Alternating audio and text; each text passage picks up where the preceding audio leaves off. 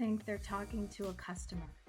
They're talking to a human being. I don't want it to just stick up in the air like that. Maybe it's a little woo-woo, it's a little touchy-feely. I believe it is a core tenet of customer success to connect with the individuals on the other side of the table in a human way. And I primarily believe that because you will eventually have a difficult conversation with that person.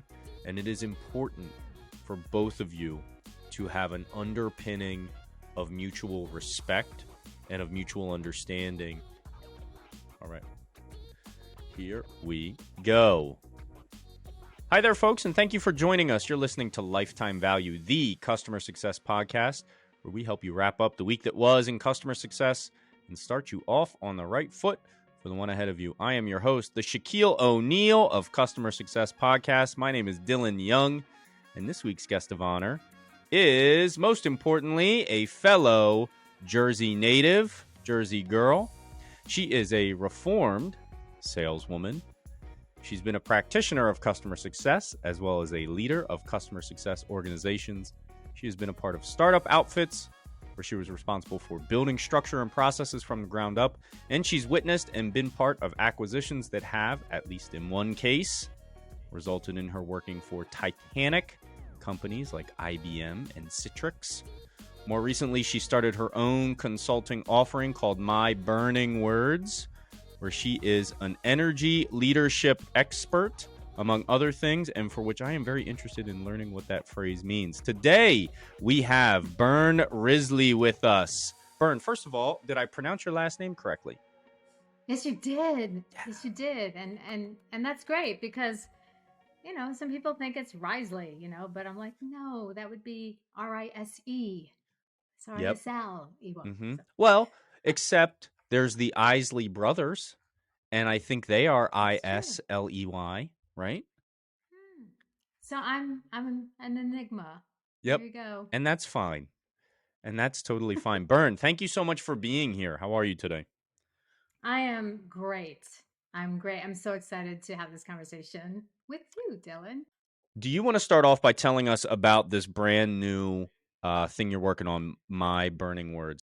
Yeah. So about 2 years ago, I had joined, or I started in the IPEC program, which is a coaching program. There was this one Christmas 2 years ago, and I said to my kids, you know, I said, listen, you know, I'm still working full time, but at some point, I really do want to get into coaching, and that's a whole nother story. Why? But my daughter, who is very creative, created this name, My Burning Words. Oh my gosh. And so they created the domain for me and, you know, did all that fun stuff. They started me out. So that's the name. It's kind of right now, since my certifications, you know, I have like 2 certifications right now and I'm going for a third. The whole idea is for me to make a step towards helping leadership within the corporate space understand the capabilities of the people around them, that there really is a necessary practice to take a look at the capability of all of the employees, of your peers, of people on other teams, and to know that everyone can act as one. There's no judgment. And that sounds like almost impossible, but it's not. It's really just being able to raise the consciousness and the energy within everyone around you. It starts with one silly, stupid thing. It starts with how you show up every day. You have control over that. So you asked me earlier about like, oh, I really want to know about energy experts. So one of the things that IPEC actually has as a tool, it's exclusive, is called the Energy Leadership Index. And that actually is not one of those personality tests. It's an attitudinal assessment. And it really just allows me to understand, on a good day, how does Dylan show up? But what the coaching piece does, it teaches you how you can shift. Because when you shift to higher levels of consciousness, you have so much more openness and opportunity, less judgment, and the ability to have other people around you feel that same kind of energy. I've seen it. I mean, I've seen it just with myself and my husband. I've seen it with myself and my peers and my kids. And I want to bring that to the workplace. It's something I didn't have the whole time I was in corporate. Can I call out the irony of a dyed-in-the-wool Jersey girl espousing less judgment. I'm just kidding. I'm just kidding. I You love it. can do whatever you want. This I is love it. your podcast. I love it. I love the concept behind it. But so tell me, we're here on a customer success podcast. How Right. does customer success tie back into this new endeavor that you're describing? Well, funny you should ask. So, one of the things that I'm doing today with some of my customer success clients is I'm having them find better answers for themselves on how they can meet their customer in a different way. Back, I guess maybe it was about a year ago when I got laid off from this last company, I started to do more writing. All my creative juices started to come up again. I mean, actually, I always thought that I was going to go to Columbia University and become a journalist. I just loved writing. And I am teaching them how to bring different types of conversations to the customer, how the customer can truly decide what is best for them in having this partnership. It's not about product. It's about how the CSM shows up and how that CSM can actually provide the same kind of energy that they have with the customer. So that partnership becomes stronger a lot more than just worrying about like how many check-ins do I need to have with them. Hmm. Does that make sense? I when I talk to customers, typically when I'm introducing myself for the first time, Mm-hmm. I will explain what customer success is believed to be, right? This thing of checking in and showing you stats. And then I typically talk about zooming out, and instead, let's talk about where your strategy lies and ways in which my company might overlap with that. Ways that we might be able to help you with that. And many times that's about, our ability to sell you something else, but not always. Maybe we're just connecting you with another customer that we work with, and you guys can bounce ideas off one another. Am I kind of speaking the same language as the way you're thinking about it, at kind of like that higher level of thinking? I call it zooming out. I don't know if that kind of jives with the way you think about it. I would accept zooming out is probably a good way, only because we're so much in a default mode of, okay, here's my agenda items, and I've got to make sure that I check all these off. What I'm talking about is I get on the phone with you, Dylan. Dylan, what topic do you want to talk about today? Mm, you're one of those. You put it back on the customer. And what is the goal you want to achieve before we get off the call today? By the way, how will you know that we're successful Yeah. Well, we ask that by question all the achieving that time. goal? Yeah. Right. Hmm. And why is it important to you? It's not about a product anymore, because what I've learned is that we don't look at our customers as ourselves, right? We have to understand that that person on the phone is going through the same kind of crap Mm, that we're going through. hmm. We have to remember that I'm calling you Dylan because I have to, right? How can I make that different for me and for you, Yeah. right? Yeah. You have to take the call because you got this stupid project that you have to implement, and you got to have this call with me. How do we make that different? Yeah. I refer to that as the difference between a business partner and a vendor relationship. And I talk about it when I'm talking to my supervisor, like we're going through my account plans. Sometimes that is my only goal. I want to be a business partner. I don't want to be a vendor, because if I'm a vendor, it's purely reactionary. They don't see value in picking up the phone from me, so to speak, even if they Mm, don't know what the agenda is, whereas a business partner does. absolutely. And the other thing that's missing too is a lot of CSMs come into the practice not being a customer. And I think that's a big part of learning the psychology of taking the whole conversation and putting it back into their lap. What do you want? Because that's how you can build that. I mean, you're not going to have, there's bazillions of CSMs, right? And it's the hottest thing. Everybody wants to be a CSM. So in that role, they're not going to understand what it's like to be a vendor. I had the opportunity to be on both sides. And I will tell you the absolute truth. When I got on the phone with my CSM, I was 100% prepared. And maybe because I had a background and I knew, I wanted to bring as much value to that person for taking the time to meet with me, even though we were paying for that service, Hmm. right? Because she was a person in a job and she did it well. And I wanted to make sure that I was not the one that was going to create more stress for her. She's also a resource, right? And Mhm. resources, they are good at a thing, but they need certain ingredients in order to be good at that thing. If you thought about it as almost like a chef cannot make you a gourmet meal without, to some extent, gourmet ingredients, right? Now, their skill set can take them pretty far, but you've got to meet them somewhere on that path in order to get what it is that you're looking for. If you give 5%, you might get there, but it's probably going to be painful. It's going to take longer than you wanted it to, and you're probably going to hate that person by the end of it, Mhm. or you might give up. So you may not ever get there. Whereas if you give more, you anticipate their needs more, you understand their process more, you're more likely to find success at the end of that path. But I think if I were to then kind of flip that on its head, Bern, I think Mm. it is the responsibility of the CSM to help communicate that to their customer partners, that they need that give and take. Because I think there are Yeah. customer partners who don't understand that. And you can't boil the ocean and you can't It's solve true. world peace, right? Yep. I always used to say, I want to solve world peace. I want this to work. It's just like anything else. If you're not willing to try and get a little bit of success in changing the conversation, people think they're talking to a customer. They're talking to Mhm.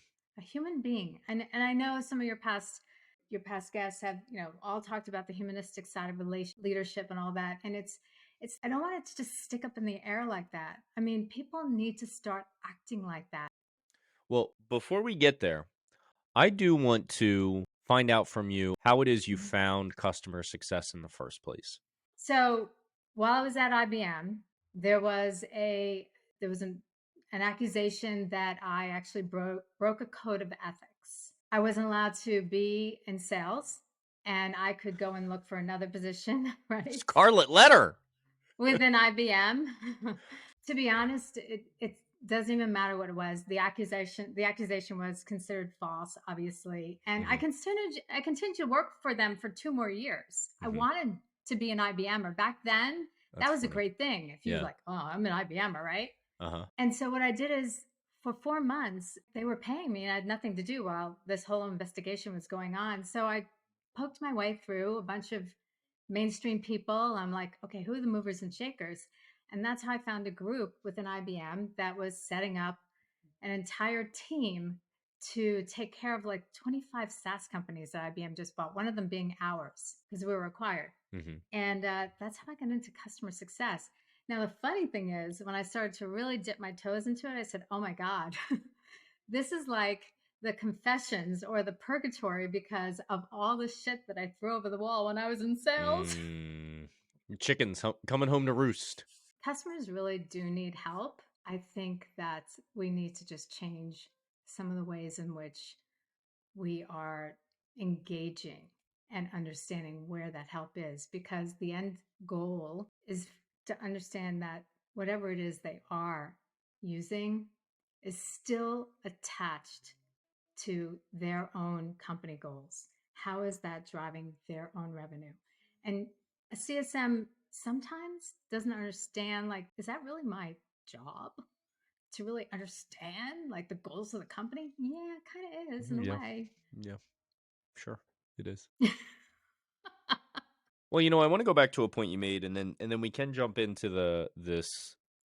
I only have one topic for today. This is a little bit different than the normal format. But before I do, I want to go back to, what you said about you almost like minimized your touching upon this idea of making the customer success motion more human and recognizing and being sensitive that while customer success becomes more data driven, more analytical, more strategic, we cannot lose the side of customer success, or maybe it didn't exist in ample volume the way it should going forward, this idea of connecting with these folks in a human way at the same time. I just want to call out that maybe that's an opportunity for everybody out there, that you minimized it because maybe it's a little woo woo, it's a little touchy feely. I believe it is a core tenet of customer success to connect with the individuals on the other side of the table in a human way. And I primarily believe that because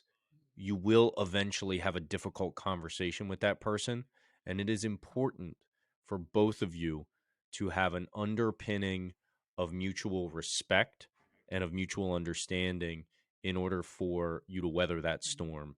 Whether it's a big one or a minor one, I think that's a key piece to the puzzle. One of the things that I did do early on is some of the blogs I was writing blogs about you can coach your customer. It's really true, but the other piece to it is the coaching of the CSM. You're right. I Mm-hmm. mean, and the coaching of the leadership. What companies don't understand is that when there is that kind of synergy where everyone seems to be non-judgmental and not being collaborative, like everyone's collaborating on the same thing. Oh, we're all Mm-hmm. collaborating on this project or something, but everyone is respecting each other's reality because everyone has a different perspective on things, and that's great. I mean, Yeah. that's just growth. But when you can actually take that reality and be in someone else's reality as well, that's an incredible synergy that will take your bottom line. I mean, literally Yeah. will affect your bottom line. When you have people in your organization that can actually show up at higher levels of energy, it's not the KPIs anymore. It's about the people and how you're teaching them and raising the levels of energy that are making the business happen. I would also argue, I think there's a final piece there that we haven't touched on yet. So there's this human connection piece. I think being able to look at the world through their eyes, through their reality, as you mentioned, I think what that affords you is the opportunity, the trust, the equity, whatever you want to call it, to then say to that person, hey, I totally get your side of the story. I think you get my side of the story.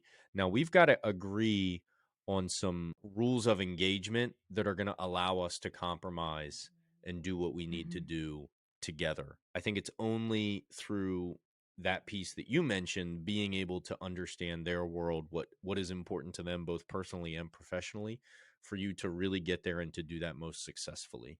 I would 100% agree with that. And the other thing too is like what leaders sometimes don't do is there may be a set of beliefs, from the top down. Oh, we do things this way, and this is what we believe in, and here are the 5 core competencies, that you need, Mm-hmm. whatever. Yeah. Sometimes it's important to just take a deliberate pause and rethink or relook at what that belief system or what those values are that will work for not only the people that work for you, but for your customers. So take a look at that. Understand what's the belief system and the values of all the people that work for you? How does that look? Maybe things need to change. Maybe things need to be updated. Okay. Typically during these conversations, I've got like 3 or 4 things that are sticking in my mind from conversations I've had that week around customer success. And I'll be honest that this week was a little bit light. And I don't know if that's my fault or if it's the failure of the overall community. I'm going to blame the community. So, everybody out there, if you could get your stuff together, please. No, I'm kidding. But one thing that caught my attention this week is this groundswell of folks talking about customer success is a company wide department, period. And what I'd like to do today is unpack that a little bit because I think it is rife with questions, with contradictions, with opportunity, but a lot of complications as well.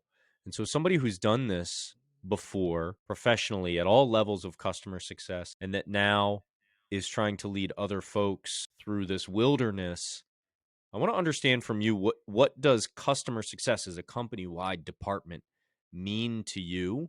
I'm going to go back to one of my favorite movies and see if you can guess, because it is on my bucket list that I will do this monologue at some point. So, Marissa Tomei and my cousin Vinny. It's a trick question. Nobody can answer that question. You do a great Marissa Tomei. Okay. Yeah, no, I think I probably agree with you, but that's what I'm trying to get at is this could mean different things to so many people. Maybe blue sky scenario. What does a company-wide customer success initiative look like to you?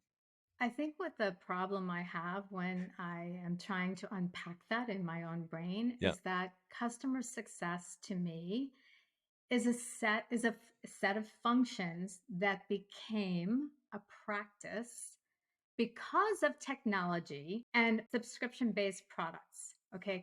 Yeah. So to me, if I said to you, sales should be a company wide department, right? Does that mean that you're going to like do sales? No, you're not. I think But you it's the hear that all the time. wrong, First of all, you hear that all the time. Everybody's right. in sales, right? Everybody is in sales, right? So Everybody's in sales. is this the same kind of bullshit? Is this a cop out for a CEO or any other customer success leader to say everybody's in sales, everybody's in customer success? I think that customer experience, which is completely different than customer success, Mm-hmm. is company wide. And that's the point that I think is necessary to make for anyone listening to this podcast. Customer success is a function. Sales is a function. Product engineering, they're all functions. The company will fail when any one of those functions is not operating correctly. It's part of a whole. Customer experience is different. That means that the people that are leading the charge, starting with the C level, has been able to embrace their employees with an understanding of a customer centric type energy. I don't know if I think the word is energy or I think Mindset. that's mindset. I hate the word mindset because people use it too much. People use it. Okay. So Once is enough what for I me. guess so what I'm saying is if I'm a CSM leader and I'm going to product and I'm like, what the hell happened? You just had a phone call with my customer and they're pissed off because you pissed them off. Obviously, there's no customer experience that has just been created throughout the organization. It seems very central to only customer success. Mm-hmm. And I think that is difficult too. I don't think that that's an easy thing to have. That's why when you have the ability to understand how that product guy shows up every day, is he showing up as a victim? Is he showing up as someone who's tolerating stuff? Or is he showing up when he's on the phone with a customer and he realizes there's an opportunity here? Mm. Wow, that's a great way to drive some innovation. What a great conversation, Mr. Customer. I can't wait to share this with Bern. I know that you and Bern have a great relationship. How different is that? I just can't believe that product guy got on the phone with your customer without you. That's where I'm at. Why isn't Bern on that phone call? You know, why should Bern be on the phone call? Let's Yeah. talk about productivity here. When you have people who are employees within an organization and feel that they have to like, oh, I can't talk to this person here because I can't do it unless I have these three levels of approval to talk Mm-hmm. to that person. Mm-hmm. It should be completely horizontal. That's how you bring innovation. That's how you bring out the capabilities of the people that are working for you. You're paying these people. Well, let me You ask you might this as though. well get their capabilities. I have a rebuttal though. Rebuttal, let's do it. If you're working in let's say a medium-sized company Mm-hmm. and you only have a handful of customers that really lean in and engage with you in a partnership way, then your product folks, your marketing folks, your sales folks with references, they're all trying to reach out to your customer to engage with them about different things. And so what I've Mm-hmm. seen in previous roles is that's where the protectionism comes in is, hey, we've got to protect this guy's time. If you want to talk to him about a use case or a user interview, and we also want to call him for references, and we also want to ask him about product feedback, then he's not going to want to get on the call to talk about realigning on his strategic goals and trying to sell him more stuff, which is ultimately what customer success is trying to do. Retention and expansion. We need to protect those first and foremost. What do you say to Mm-hmm. that? Because while I do agree with you, yes, we should all be in harmony and lockstep, and anybody should be able to talk to my customer at any point with certain caveats. That can't be the case in certain life cycles of organizations. Totally agree. And it goes full circle. So, Dylan, you are the product guy and you want to talk to my customers, and it all boils down to what is your relationship with all the different teams? How do you work with them? How do you get them on the same level of energy you are? Hey, there's tons of opportunity here with these top 10 customers I have.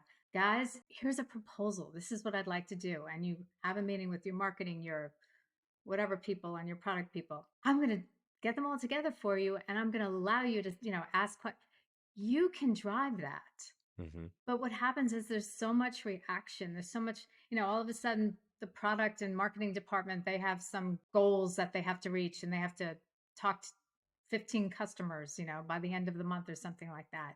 And out of 15, 10 of them are yours because you have these great customers. Just kind of have to be ahead of the game and start to build those relationships with the same people internally as well as your customers. It's no different. It's You'd want them to treat you the same way. absolutely. It sounds like this is not meant to be minimizing in any way, but it sounds like many of your solutions revolve around understanding your counterparts better, whether they're internal or external. No, it's about understanding yourself, understanding how you can show up every day. So when I show up here with you, I'm at definitely like a very high level of energy, trying to hold myself back from the Jersey stuff a little bit. We're Um, relating. We're relating on Jersey stuff. And first of all, you making that comment only reinforces it. I don't know. There's nothing wrong with it. I Not at mean, all. I like it. it's just it's who we are. Exactly. If I came on this podcast and I'm like, hey, so yeah, I think customer success should be company wide. Yeah, what do you think? How does that serve you? Yeah. Uh-huh. So I am showing up. I understand where I am. I can look at people. I understand what level of energy they're at. I mean, it's something, that I've been able to do. And I can coach people on how they can shift their energy. And whether or not it serves them, the types of energy that we have is either anabolic or catabolic. Both of them are not good or bad, and both of them are not positive or negative, because we need to have energy too that allows us to go down deep into the rabbit hole and feel it. And then we have to know how to get out of it too, because it happens to all of us. How long do we stay down there is really how well we understand how to shift ourselves back up into higher levels of energy, showing up. I'm telling you, it's a huge, huge difference in someone that may be doing a very transactional job every day, Mm-hmm. right? Let's just get a picture here. CSM maybe went out on maternity leave, came back after 4 months. Her clients are probably all over the place and not in great shape because they were like the back seats of maybe some other CSMs. Not to anybody's fault. I've seen it. It happens. How does that CSM show up every day knowing brand new baby? So that's a whole nother full-time job, Mm-hmm. right? Taking care of clients that, oh, nice of you to come back, and also do it with a really high level of energy in order to see the opportunities that are available, Mm-hmm. in order to be able to have certain levels of capability that come to them in order and also serve them well, serve them better. Okay. Fair enough. So it's about you. It's not about the people that you're they are the beneficiaries of you Correct. coming to the table Mhm. with more energy and more self-awareness, but it is about yourself first and foremost. Totally about yourself and how you show up. Now, when you do that, you can see the difference in others in the way that you are showing up for them. Got it. Okay. Now So I'm sorry with you. about that rebuttal. Did I win that one? You can. You can. That's fine. Just I'm kidding. feeling sedate today, so you can have it. I want to move. Maybe we can fight some more in our next segment. My favorite segment, the one where people air their grievances, a la Frank Costanza. And this is BS in CS. Biggest load of crap I've ever heard. Number one bullshit. Oh, number one bullshit. Bern, if you could choose one, what is the trend, catchphrase, or otherwise related to customer success that you would like to see done away with forever? Experience matters is bullshit. So you have a problem with experience mattering or not mattering? Okay, good one. Yeah, good one. So I have a problem with someone has an incredible set of skills that may have come from Mm-hmm. a different Okay. career and not be able to apply them and be a top candidate Yeah. for a CSM position. You're seeing this a lot. We see a ton of teachers coming into the CS space. Hmm.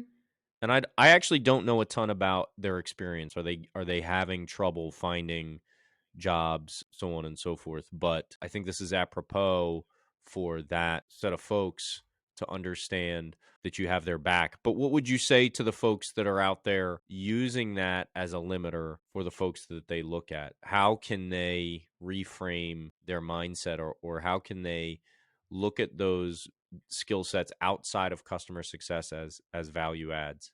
Well, I can only tell you from my own experience. So one of the CSMs that I had on I think my second team at Citrix, he was 12 years a teacher, psychology teacher, Okay. 12 years, and all of a sudden wanted to be a CSM and came into a program through Citrix, but I hired him on my team. He started our public sector arm. Well, He was absolutely amazing. I mean, huge shout out to, I'll call ST. Those are his initials. Anyway, the other thing is I have a client. You're not going to believe this. This woman, sports science. She helped skiers that had disabilities, oh and wow. she put plans together for so they can continue to ski. She used to put like workouts and all kinds of stuff, and then she went into like medical supplies for disabled people and stuff like that. She did all that for a while, and she was reaching out because she wanted some advice on how to interview well because she wanted to get into customer success. I just had her start to understand what her strengths were. I had her, kind of articulate to me, talk to me. What did you do with those athletes? What did you do when you were talking to those vendors? And I'm like, that's exactly what you need to be telling these people that you're interviewing with. You need to be telling the stories. And it was funny because she sent me a note on WhatsApp 2 days ago, and she got an offer from the one company. She had two offers, and she got an offer from the one company that she really wanted to work for, and I was so excited for her. That's fantastic. So was it Sports more science. sports science? But that was just a jumping off point for her. I mean, she did a lot of different stuff. You could tell she had a passion. Was your advice largely about how to translate those skills and experiences into a way that a hiring manager would understand? Part A, yes. Part B was for her to understand how they translated, Okay. for her to really understand what exactly, does that mean when I did that, and how do I tell the story? Because you can tell a story, but if you can't draw the connection, it's not gonna happen. It's not gonna make it. Can I give you a rebuttal then? So yeah. It's not that experience doesn't matter, but it's our Mm-hmm. ability to speak the same language about our experiences, and how it does not matter if you did the exact same job previously, but if you applied similar skills to achieve similar outcomes, regardless of what the widget is in between. That is fair. And one of the reasons why, I thought about this is because, quite recently I was at a meetup and I really felt bad. And maybe it's just because these CSMs that didn't have experience or were trying to get into customer success, maybe it's because they didn't know how to tell the story. Bern, I want to wrap it up. I want to wrap up our conversation today. And the way I like to start is to ask you to call out your CS player of the week. Who out there is moving the customer success profession forward in the past 7 days in your eyes? Who do you want to give a shout out to? Yeah, I want to give a shout out to a good friend of mine, Christy Falteroso. She is just someone who I absolutely admire. She's just absolutely a rock star. I love that she's my friend, and she has been a really good friend in the last year for me with some of the things that I went through with the last company I worked for. Hmm. And she's one to be reckoned with. Shout out to Christy. Referrals and recommendations, Bern. If you could take the audience members and point them in the direction of any one thing or activity, and it does not have to be customer success related. Maybe it's a really good book you read lately or a cause you're passionate about. What would that be? So I think one of those way, way, way out books that almost anybody, might read, but it's kind of like a very interesting book. It's called Uncovering the Life of Your Dreams. It's by Bruce D. Schneider. And it's very interesting because it talks about the different realms of dreaming and lucid dreaming Ooh. and how it's really exciting and kind of gets you into that understanding of things that you are thinking of. Like if, Dylan wants to be this incredible, like world-class podcaster, then you will, things like that. Sure. No, it's very, very interesting book. I mean, it's the one where I can't say it was good or bad. It was just so interesting. I actually listened to it and read it. So I did both. So that's the book. Podcast, Unfuck Your Brain. Sorry, it's a real one. I like it. It's awesome. It's this woman is a Harvard Law School grad. She's a feminist and she's a coach and she's hilarious. And she has always great topics and she brings on guests and stuff like that. So those are my two recommendations. Bern, where can folks connect with you? They can connect with me on LinkedIn. They can connect with me on Facebook. My email is bern@myburningwords.com. Don't try and go on my website. It's not live yet. But it will be soon. As soon as my brand designer, she's been beating down my door. That is her some stuff. Bern and burning with an E, everybody, and we'll put that in the show notes so it's easy for everybody to. That is right. Everybody to find. And so I would ask, where can folks learn more about My Burning Words? But your website is not ready. Can they go to anywhere on LinkedIn for any more information on that?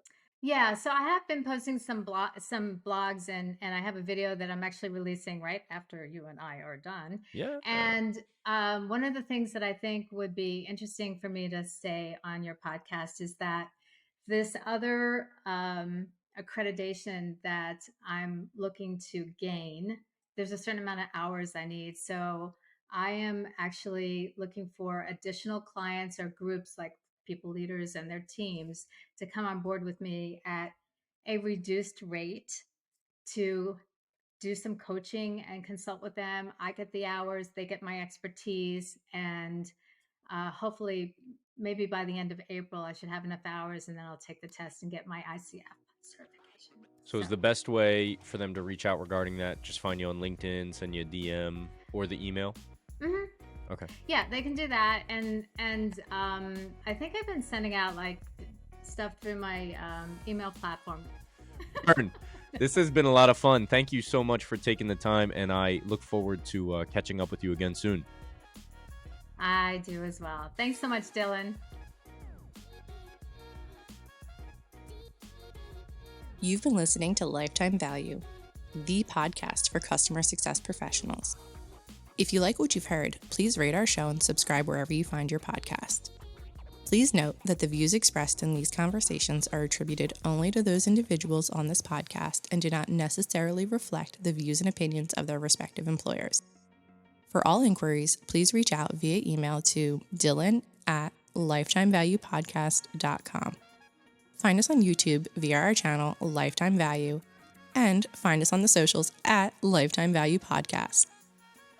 Until next time. When I tell you all the stuff that you need to do. Oh, don't I know? Start a business. Oh, how about to publish a podcast, anyway. Bern? This is Bern Risley, and you're listening to Lifetime Value, the customer success podcast, the only one you should be listening to. Wow. Okay, so everybody, I did not say that. I am friends with all podcast creators in the customer success space. If you have pitchforks and torches, you take them to Bern Risley's LinkedIn. You leave me the hell alone. I didn't have anything to do with that. He did not. She's ready for a fight.